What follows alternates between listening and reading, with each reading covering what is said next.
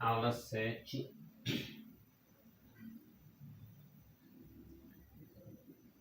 de Geografia.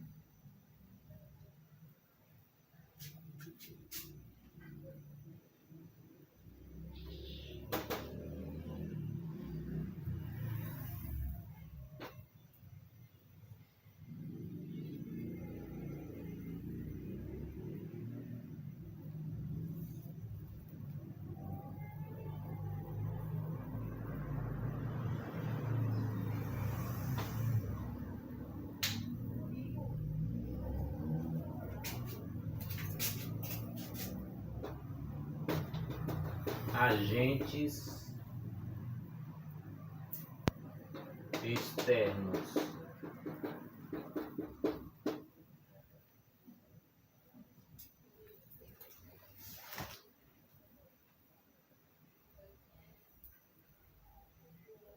Intemperismo,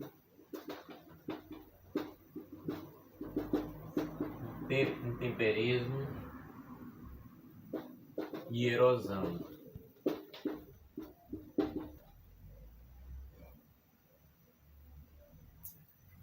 Químico, intemperismo químico,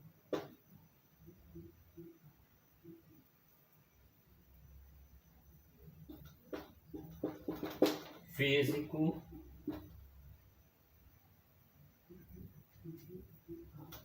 variação,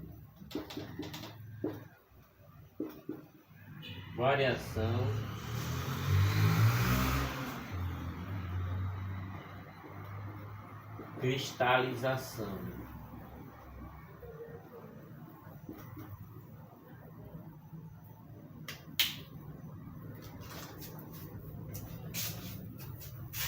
Geomorfologia, agentes externos do relevo.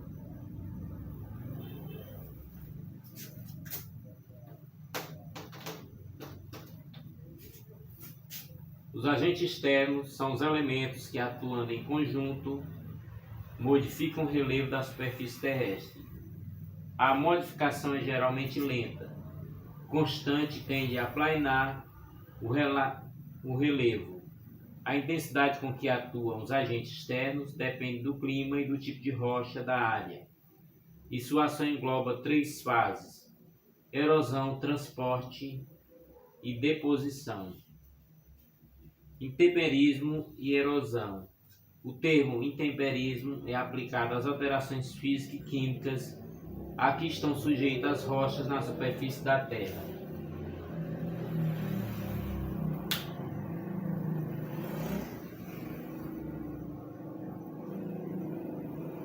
Intemperismo químico implica em transformações químicas dos minerais que compõem a rocha. O principal agente do intemperismo químico é a água. O feldespato e a mica são transformados em argila, ao passo que o quartzo permanece inalterado. Portanto, intemperismo químico. Intemperismo físico-mecânico envolve processos que conduzem à desagregação da rocha sem que haja necessariamente uma alteração química maior dos minerais constituintes. Os principais agentes do intemperismo físico são variação de temperatura, cristalização de sais, congelamento da água, atividade de seres vivos. Variação da temperatura. Com o aumento da temperatura, os minerais sofrem dilatação, desenvolvendo pressões internas que desagregam os minerais e desenvolvem microfraturas por onde penetrarão a água, os sais e as raízes vegetais. Cristalização de sais. O sal trazido pela maresia se cristaliza nas fraturas, desenvolvendo pressões que ampliam efeito desagregador. Então vamos colocar agora atividades biológicas. Atividades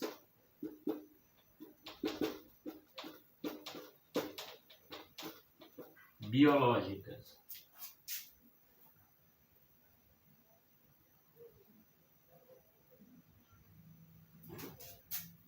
intemperismo químico,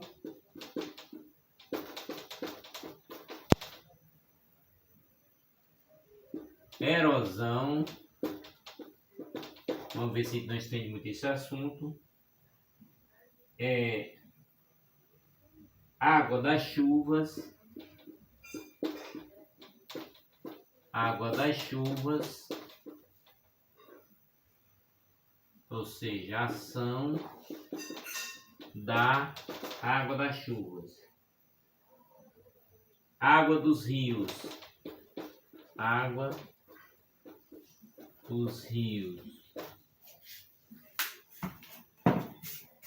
Portanto, é basicamente o que vamos estar explorando nessa aula.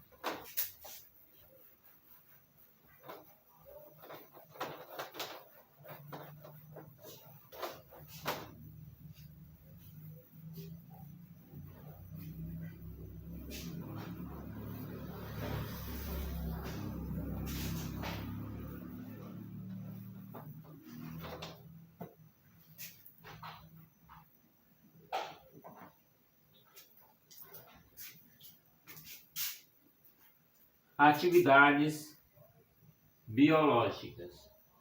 Intemperismo químico. A ação das soluções aquosas sobre feldespato e sobre a mica biotita leva à produção de argila e à formação do solo. A principal argila formada é o caulim, que é branco quando puro, o que acontece muito raramente.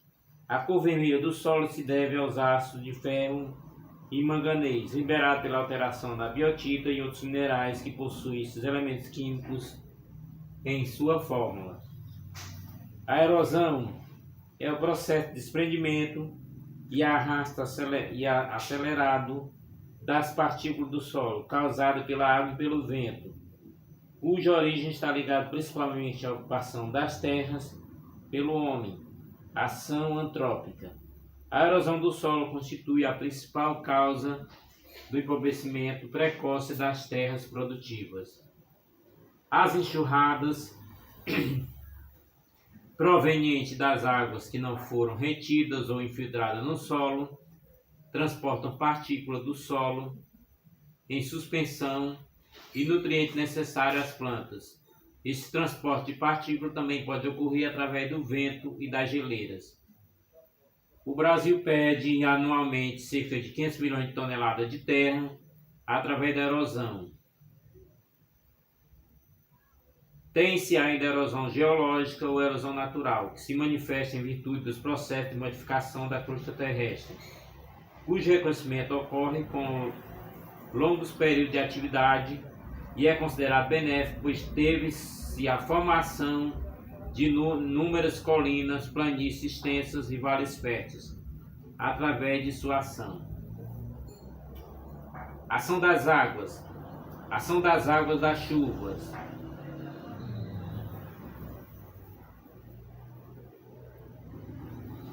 Provoca a lixiviação, ou seja, a erosão do solo devido à queda dos pingos de chuva no chão, lavando e carregando seus nutrientes e sedimentos.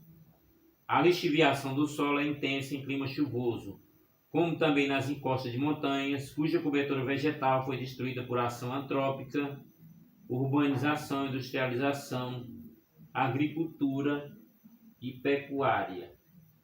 Portanto, a ação antrópica, quem não ouviu falar nesse nome, a ação do homem, ela é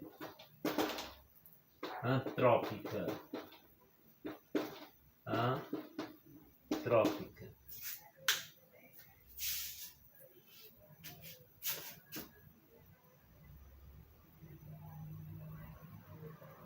Quer dizer, a ação do homem se dá pela urbanização, industrialização, agricultura e pecuária. A ação das águas dos rios são os principais agentes erosivos, pois os rios fazem erosão, sendo fluvial, em seus leitos ficando sedimentos em suspensão e sendo transportados até o mar ou em suas margens, ocorrendo o trabalho de sedimentação. Os rios apresentam três partes. A mais alta é o curso superior ou o alto vale, em que ocorre mais erosão. O médio inferior neste encontra-se a foz, e ocorre mais a sedimentação e a formação de planícies aluvionais. Quanto mais velho o rio, mais ele cava o leito e diminui o trabalho de erosão, pois torna-se menor a diferença entre o alto curso, onde fica a nascente, e o baixo curso, onde está a foz. Essa diferença entre nascente e a foz chama-se perfil longitudinal do rio.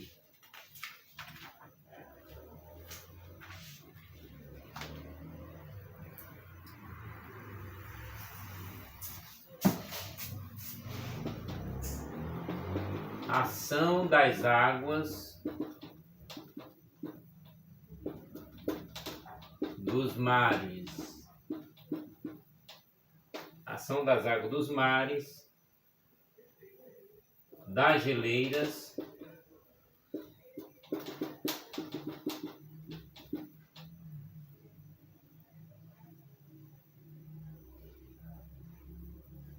erosão laminar,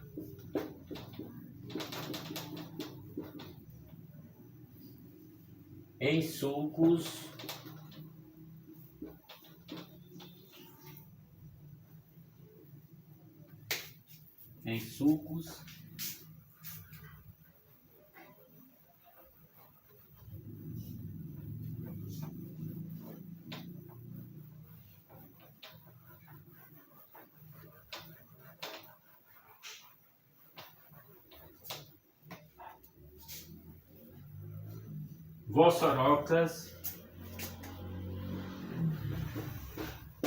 vossorocas,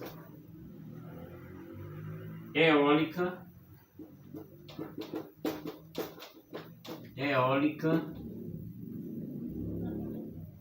marinha,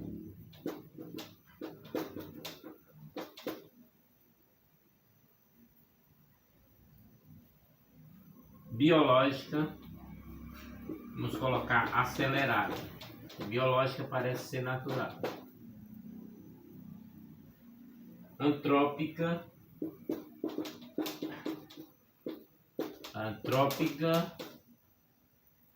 diferencial.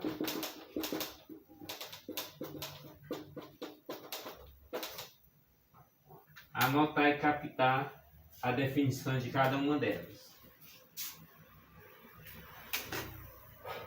Ação do homem é a ação antrópica. Ação das águas dos mares. Um litoral é tanto mais novo quanto mais reentrância, entrada de mar, como golfos, baía e protuberância, saliência como cabos ele tiver. Na medida que vai passando o tempo, as correntes marítimas e as ondas vão erodindo as protuberâncias e acumulando sedimento nas reentrâncias, fechando-se e tornando o litoral cada vez mais linear. A erosão marinha denominamos abrasão, que varia em função de transições e regressões marinhas, da natureza das rochas existentes no litoral. As magmáticas e metamórficas são as mais resistentes à abrasão. Se o litoral for alto, como nas falésias, formado de rochas cristalinas, ou nas barreiras, formado de rochas sedimentares, vai ocorrer mais abrasão marinha. Se o litoral for baixo, ocorre acumulação, como nas praias, restríngulas, túmulos, recife e dunas, embora os trabalhos de erosão, transporte e sedimentação sejam feitos simultaneamente. Ação das geleiras. Embora a imagem esteja muito pequena, é onde vamos continuar. Ação das geleiras, restrita atualmente aos desdobramentos modernos e às zonas glaciais durante as glaciações, quando a calota polar chegava até o centro da América do Norte, bem como ao norte da Eurásia e a sudoeste da América do Sul, a erosão glacial foi a mais intensa, originando lagos e litorais extremamente recortados. A erosão glacial realiza-se de duas maneiras: por compressão, quando a água infiltra-se em fendas de rocha e depois se congela. Quebra a rocha, visto que a água sob a forma líquida tem maior volume em estado líquido. E por desgaste mecânico, a parte de baixo da geleira é menos fria e o gelo é mais pastoso que na parte de cima da parede. Daí o glacial deslocar-se sobre o solo e as rochas, destruindo, transportando sedimentos, depositando quando estacional. Ao trabalho de deposição e acumulação glacial, dá-se o nome de morenas ou morainas laterais, quando formada nos lados, frontais, quando na frente da geleira. A erosão causada pela água pode ser da seguinte forma: laminar, em sulco e vossorocas. As três formas de erosão podem ocorrer simultaneamente no mesmo terreno. Então, a erosão laminar. A remoção de camadas delgadas de solo sobre toda uma área é a forma de erosão menos notada e por isso a mais perigosa. Em dia de chuva, as enxurradas tornam-se barrentas. O solo, por sua ação, torna a coloração mais clara e a produtividade vai diminuindo progressivamente. A erosão laminar arrasta primeiro as partículas mais leves do solo e, considerando que a parte mais ativa do solo de maior valor é integrada pelas menores partículas, pode-se julgar os seus efeitos sobre a fertilidade do solo. Erosão em sulcos resulta de pequenas irregularidades na declividade do terreno, que faz com que a enxurrada, concentrando-se em algum ponto do terreno, atinja volume e velocidade suficiente para formar sulcos mais ou menos profundos. Vossorocas é a forma mais avançada de erosão, ocasionada por grandes concentrações de enxurradas que passam ano após ano no mesmo sulco, que vai se ampliando pelo deslocamento de grande massa de solo e forma grande cavidade em extensão e profundidade. Exemplos da literatura mundial são citados com vossorocas de mais uma centena de metros de comprimento e atingindo dezenas de metros de profundidade. A vossoroca é a visão impressionante do efeito da enxurrada descontrolada sobre a Terra. Aliado a isso, temos a ação da erosão interna e ping, que provoca às vezes a ruptura das paredes das vossorocas. A erosão eólica consiste na retirada de sedimentos sob a ação do vento, sendo também denominada deflação. As principais áreas de ocorrência da deflação são os desertos e as praias, onde os grãos de areia são pouco consolidados devido principalmente à escassez de água e sua rápida circulação. A erosão eólica ocorre em geral em regiões planas de pouca chuva, onde a vegetação natural é escassa e sopram ventos fortes. Constitui problema sério quando a vegetação natural é removida ou reduzida. Os animais e o próprio homem contribuem para essa remoção ou redução. As terras ficam sujeitas à erosão pelo vento quando deveriam estar com a vegetação natural e são colocadas em cultivo com manejo inadequado. Erosão marinha. Trabalho de destruição de construção de relevo realizado pelo mar nas áreas litorâneas, transformando a paisagem.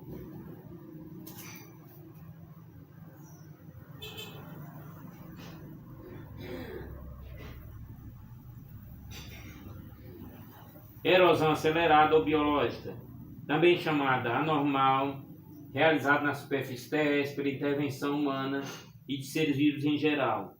Ocasiona desequilíbrio litológico. É o aceleramento da erosão nas camadas superficiais do solo, motivada por desflorestamento, corte de barrancos em estrada, etc. Erosão antrópica é definido como desenvolvimento de processos que transformam a paisagem natural após a realização de trabalho feito pelo homem. Erosão diferencial. Diz-se do trabalho desigual dos agentes erosivos ao desgastarem a superfície do relevo.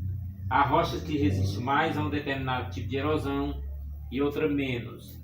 Da mesma maneira, há certo acidente produzido por tectônica, como fraturamento, que favorece o trabalho de certos agentes de erosão. Portanto, há muita coisa para se estudar em geografia e aqui estamos nós com os resumos bem sintetizados. Nada mais do que o mais essencial para que você possa estudar.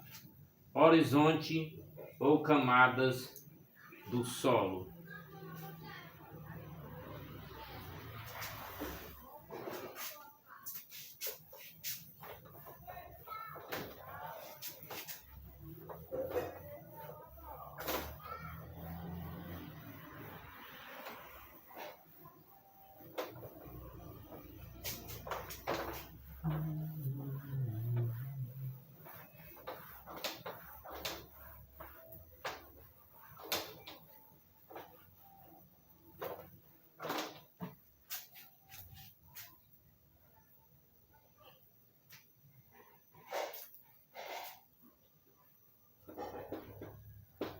Camadas do solo.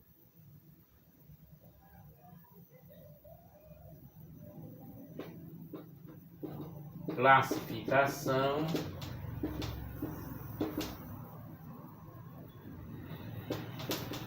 zonais, interzonais,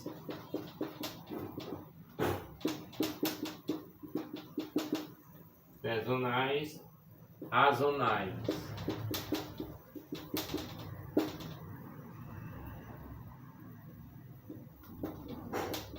Origem, eluviais. Vocês vão saber o que é eluviais, preste atenção. Aluviais,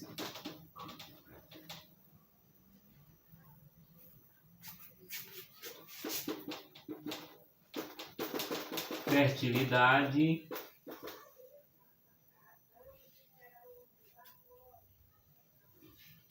cor, textura.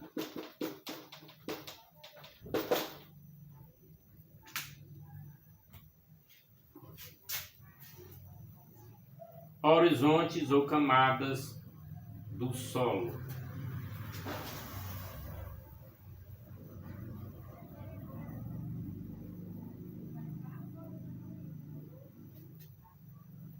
Os intemperismos físicos e químicos atuam diferencialmente, surgindo no solo estruturas ou camadas de aspecto diferente, que chamamos de horizontes do solo ou camadas do solo. O seu conjunto, quando realizado um corte vertical da superfície à rocha, que deu origem ao solo, denomina-se perfil do solo. Características dos horizontes do solo. É o horizonte superficial, contém mais de 20% de material orgânico em diferentes graus de composição. Vamos colocar aqui humus,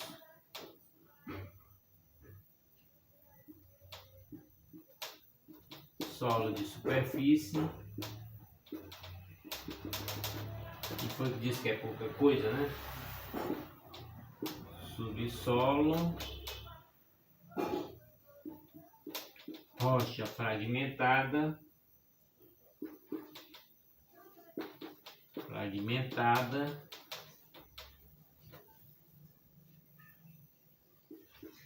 rocha matriz.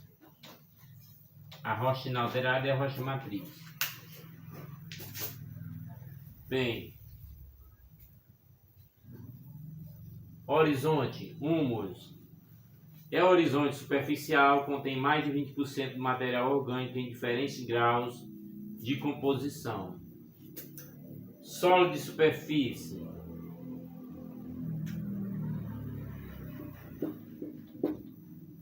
Solo de superfície apresenta uma maior quantidade de matéria orgânica decomposta e misturada com elementos minerais.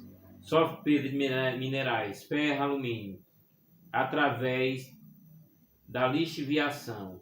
Nas áreas cultivadas está em contato direto com a atmosfera. Contém as raízes dos vegetais.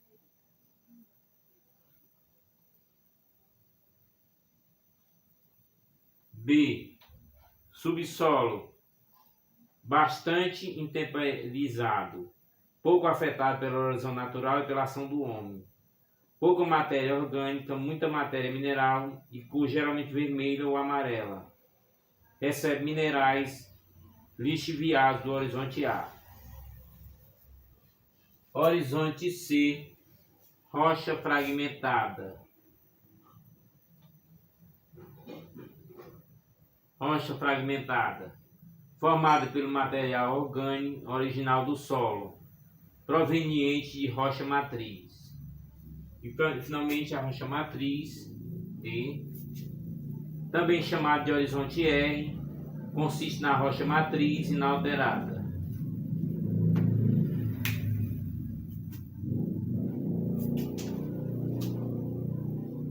Classificação dos solos. Os solos estão agrupados em 3 categorias.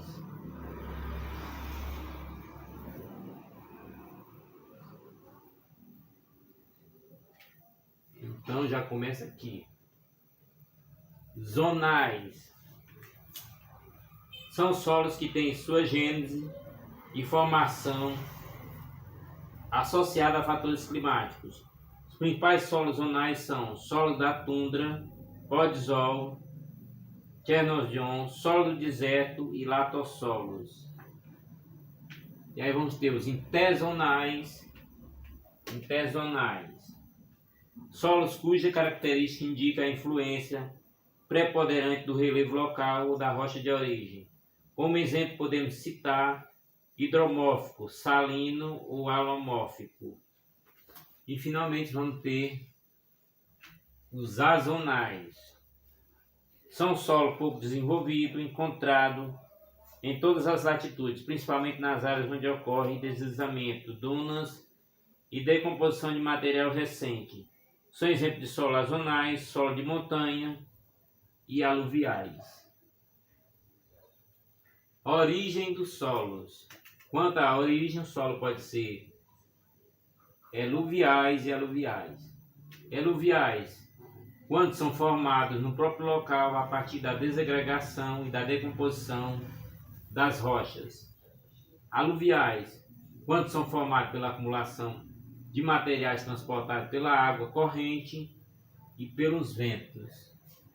Agora vamos para a fertilidade dos solos. Alguns solos são tão férteis que suportam a atividade agrícola por muitos e muitos anos, mantendo alta produtividade das plantas cultivadas. Outros solos dispõem de uma reserva de nutrientes pequena e por isso só conseguem sustentar a agricultura no período de 2 a 5 anos. Há solos que são naturalmente tão pobres que para produzir precisam receber adubação, que corrige deficiência de nutrientes, garantindo assim a boa produtividade das culturas. Na busca por solo mais fértil, o homem vai expandindo a área sob exploração agrícola, introduzindo a agricultura em novas regiões.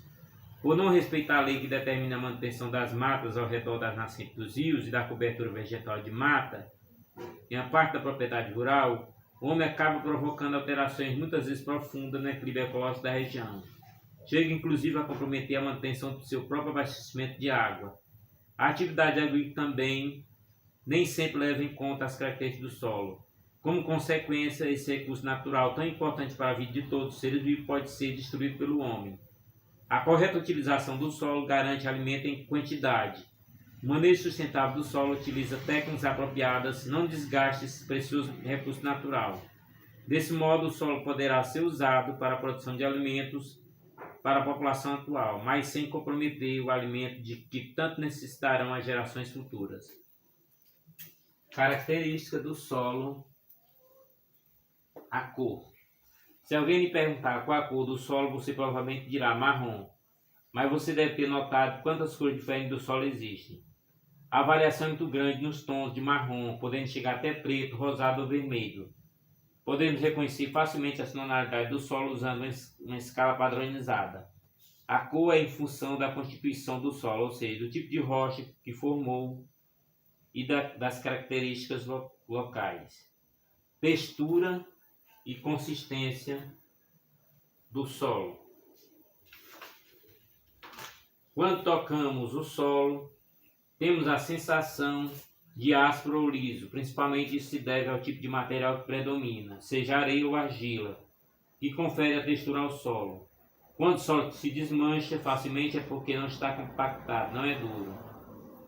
Observe que um solo com muita areia esfarela-se como açúcar, e um solo mais barrento é mais firme. Portanto, ao dizermos que o solo é ou não compacto, estamos definindo a sua consistência. O solo contém substâncias sólidas, água e ar. Substâncias sólidas, partículas minerais originadas da desintegração e decomposição das rochas. Partícula orgânica, formada por restos de seres vivos ou produtos eliminados por estes. Água é o meio onde os minerais de solo estão dissolvidos. Ar ocupa espaço entre as partículas, permitida a respiração dos micro-organismos e das raízes das plantas.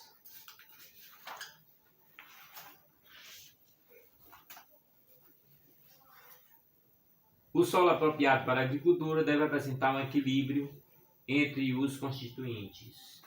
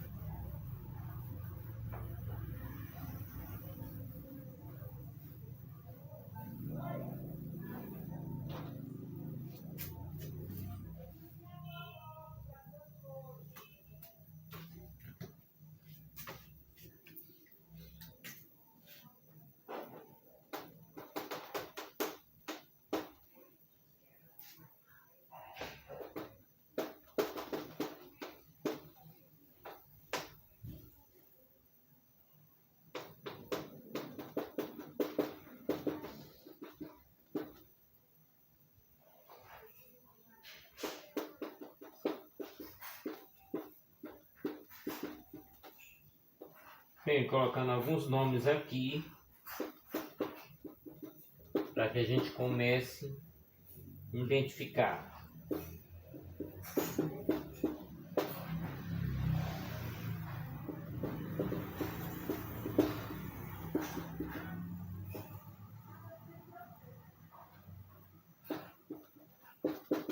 Laterítico.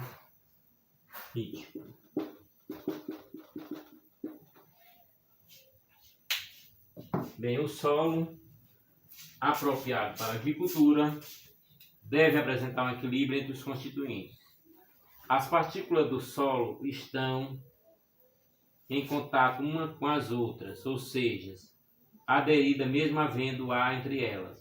A proporção entre os grãos que compõem as partículas, entretanto, variam de solo para solo. Por exemplo, quando dizemos que o solo é arenoso, não quer dizer que só tem areia, mas que a quantidade de grão de areia é maior do que outros grãos. Já no solo argiloso, predomina a partícula de argila em relação às demais. No solo arenoso, o espaçamento das partículas é maior porque as partículas são maiores e, portanto, há mais entre elas. Imagine, por exemplo, um punhado de arroz e outro de farinha. Os grãos de farinha são bem menores que os de arroz. O espaço preenchido por ar é menor e, portanto, permanece mais unidos. Se o espaço é menor entre as partículas, como no solo argiloso, a água fica retida, pois tem mais dificuldade para passar. O contrário se verifica no solo arenoso, em que o espaçamento é maior e, portanto, a água passa mais rapidamente, se infiltrando no terreno. A capacidade de deixar a água passar ou retê-la é conhecida como permeabilidade de solo. As características do solo permitem a comparação e classificação do solo. Os tipos de solo mais comuns são, vamos começar por aqui, arenoso. Contém maior quantidade de areia, é um solo permeável, que não acumula tanta água e por isso forma terrenos secos. Argiloso. Contém maior quantidade de argila. O solo argiloso forma terrenos úmidos porque retém muita água e é pouco permeável. Quando fica seco, pode rachar e quando chove muito, fica encharcado. Agora, umífero. Contém muito humus. O humus é material em decomposição. Absorve bem a água sem deixá-la acumular-se. É também chamado de terra preta por ser um solo bem escuro. Massapê é o solo rico em argila e areia, muito usado na plantação de cana-de-açúcar. Terra roxa é o mais indicado para plantações, pois contém areia, argila, calcário e humus, em quantidade equilibrada. Não é muito seco nem úmido demais, permitindo boa circulação do ar. Calcário contém grande quantidade de cálcio. Laterítico é um solo impermeável com muito alumínio, considerado impróprio para a agricultura. Esse aqui, né? Muito impróprio para a agricultura. A fertilidade do solo refere-se à quantidade de nutrientes que estão presentes. De acordo com a quantidade, são classificados. Vamos colocar aqui a classificação.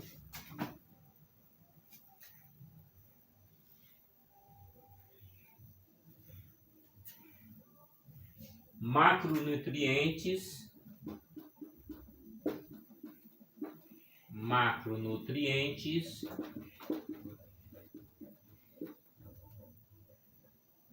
micronutrientes, micronutrientes.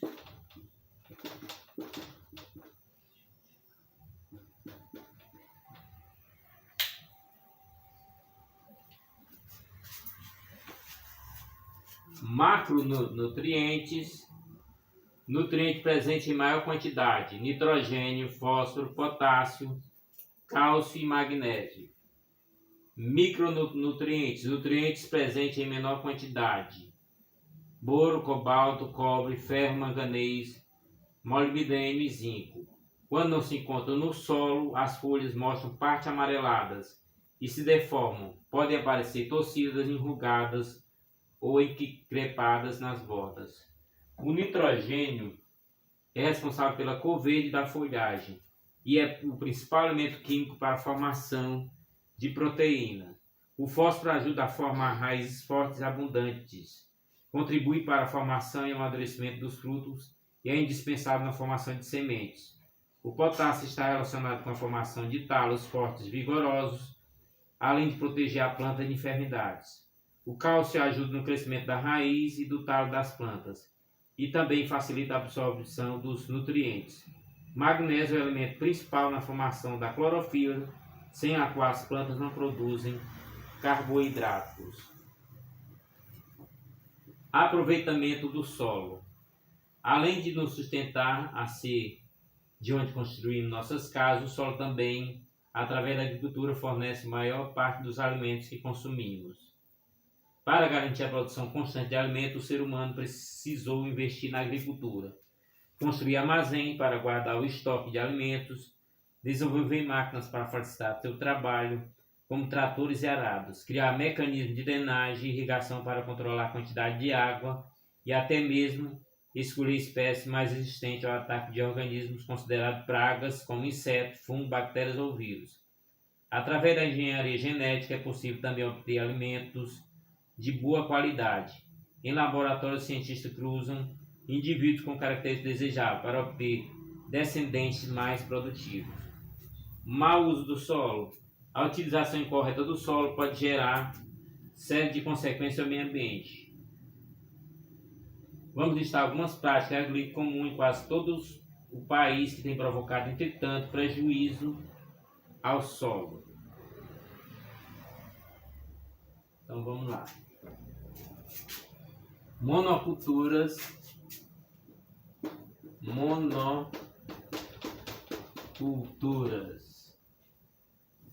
desmatamento,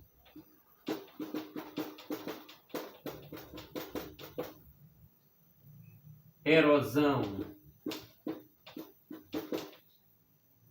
queimadas,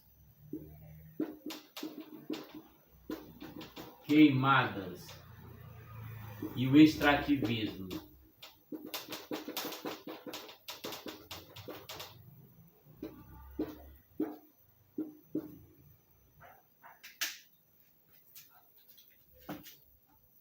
Portanto, As monoculturas. A substituição da cobertura vegetal original, geralmente com várias espécies de planta, por uma cultura única, é uma prática danosa ao solo.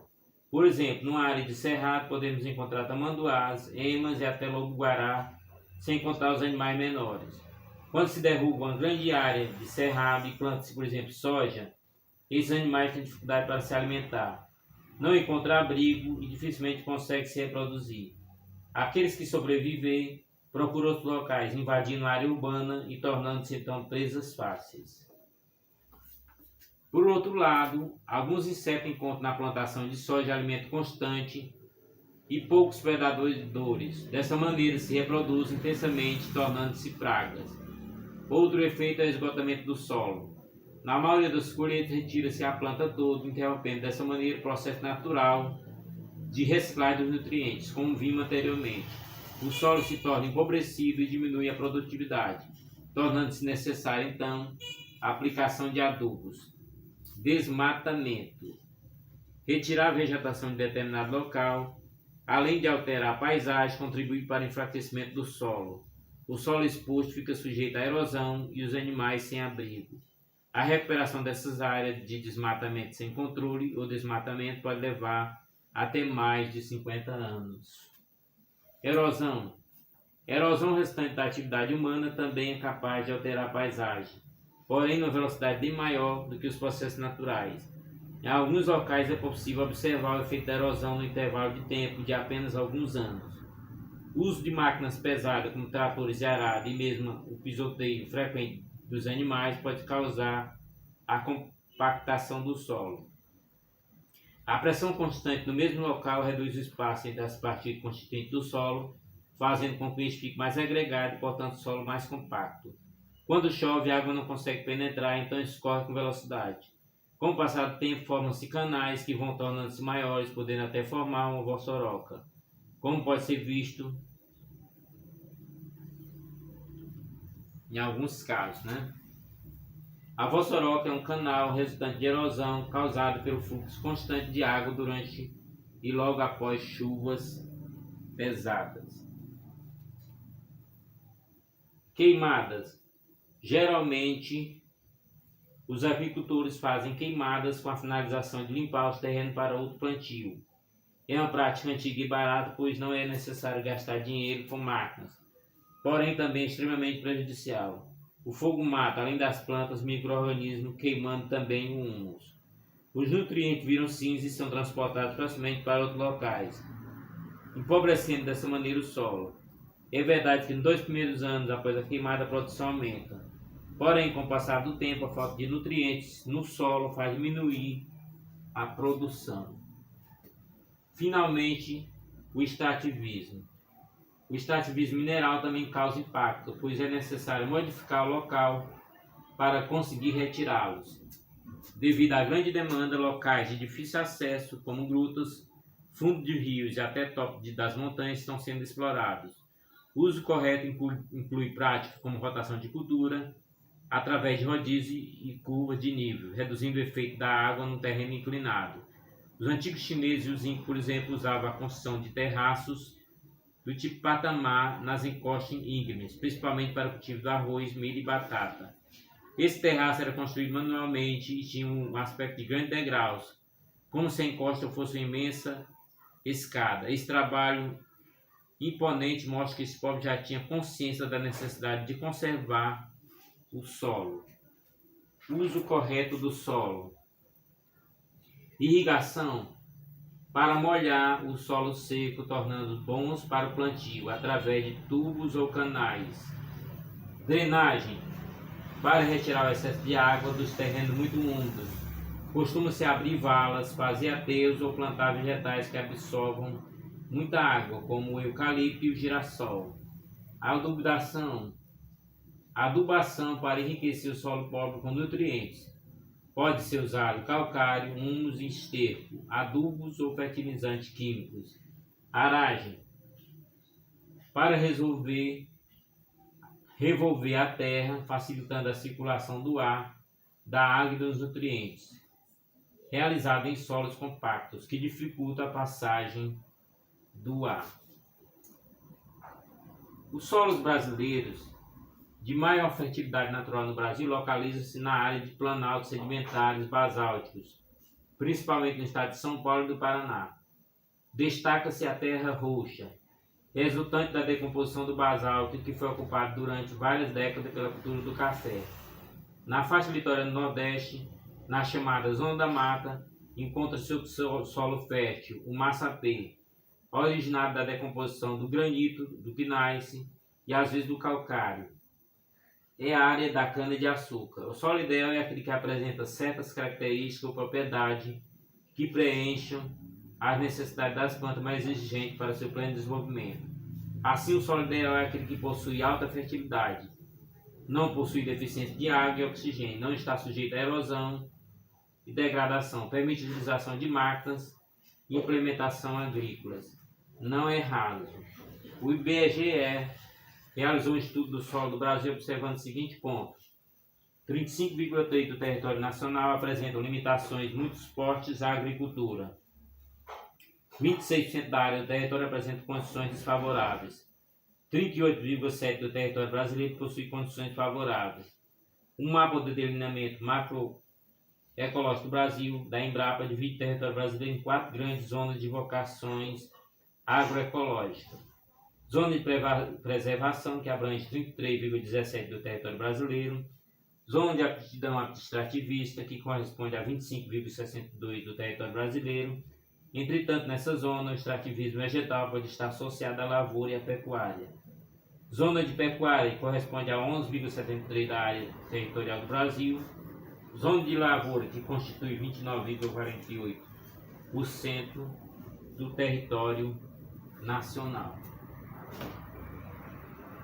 Portanto, esse é o conteúdo de geografia para a aula de hoje. Não deixe de ver as aulas anteriores para que você possa ter todo o conteúdo em mãos.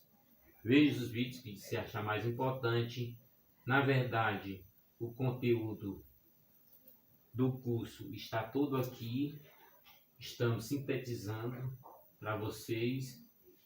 Estamos sendo bem objetivos em aulas de 45 minutos para que não fiquemos dando rodeios no conteúdo, mas não, são os conteúdos objetivos para que você possa fazer melhor as suas provas. Portanto, faça tudo o que for necessário para acompanhar essas aulas. No nosso canal também temos aulas de português, redação, história geral e geografia. E a cada semana teremos novas aulas. Aproveitem bem os vídeos, se inscrevam. Até a nossa próxima aula.